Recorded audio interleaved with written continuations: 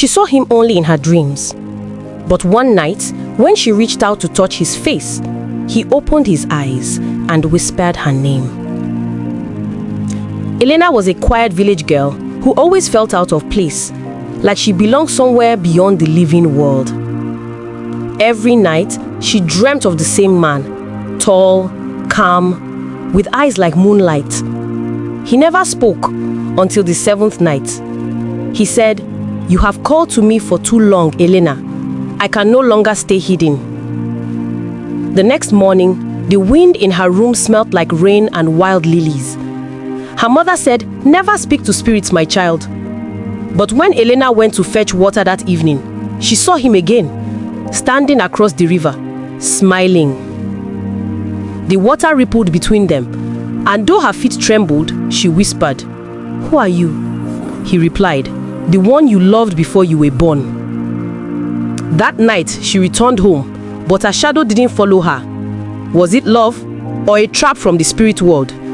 She crossed the river to meet the man from her dreams. But the moment her foot touched the water, the river whispered her name back. That night, the moon was full, bright enough to turn the river silver. Elena stood at the bank, holding a lantern that trembled in her hand. And there he was, waiting, barefoot, as if he'd always belonged to the night. He said softly, "You kept your promise." She said, "I don't even know your name." He smiled. Names belong to the living. The air grew cold. The trees bent as if listening. Still, she stepped into the river. The water rose, curling around her like fingers. Each step sank deeper, and yet she felt no fear. When she reached him, he touched her face. And suddenly, the world fell silent. For the first time, Elena felt peace until she saw her reflection. There was only one shadow, his, not hers. The next morning, the villagers found her footprints leading into the river, but none coming back. That night, her mother woke to the sound of someone knocking. When she opened the door, there was no one, only Elena's wet footprints leading into the house. The air was cold. The lamps flickered. Elena's mother called out, "Who's there?" No answer. Then, from the corner, a soft voice whispered, "Mama." She turned and froze. Elena stood by the mat, her hair dripping, her eyes glowing faintly like the moon. Her mother gasped, "Child, where have you been?" Elena smiled sadly. "He called me. I couldn't resist." Outside, the wind howled like someone crying. The walls shook. The lantern went out. In the darkness, her mother felt a presence, tall, silent, watching. The spirit had come for his bride. Elena turned to her mother one last time. "Mama, don't cry. I'm finally free." Then, the door opened by itself, and both wind and daughter were gone. By sunrise, the villagers found her mother alone, whispering to an empty mat, as if her daughter still sat beside her. But every midnight, they swear they still hear two voices by the river. Weeks after Elena vanished, the river turned red at dawn, and villagers said the spirit had begun to take orders. Fear swept through the village. Men stopped fishing. Children were forbidden near the water.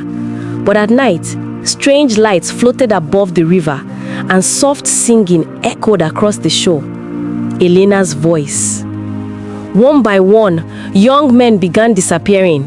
Each time, the river would bubble, and the same song would rise, a love song that no one could finish. The elders gathered the oracle. He said the spirit was never in love, it was bound by grief. The girl's love freed it, but her soul became its voice. He warned them, until her spirit is called home, the river will not rest. Elena's mother wept.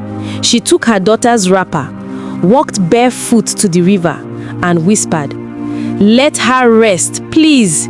She was only a child." The river fell silent. Then a gentle wave touched her feet, warm like a goodbye. But that night, the mother heard a knock again. And this time, when she opened the door, the river spirit stood there holding her daughter's necklace and tears in its eyes.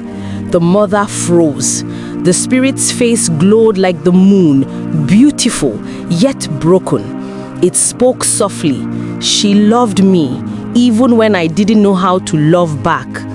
The spirit knelt, holding out the necklace. This belongs to her heart, it said, and I came to return it. The mother trembled as she took it. The moment her fingers touched the chain, the wind rose. The river outside began to whisper, and for a second, Elena's voice was heard again. "Mom, I'm free!" Tears streamed down her face as she whispered, "Go in peace, my daughter." The spirit smiled, a single tear of light rolling down its cheek, then vanished, leaving behind only calm water and morning sun.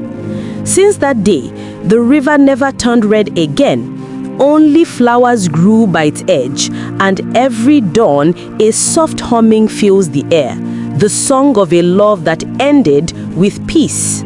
Moral lesson: sometimes love isn't meant to last forever.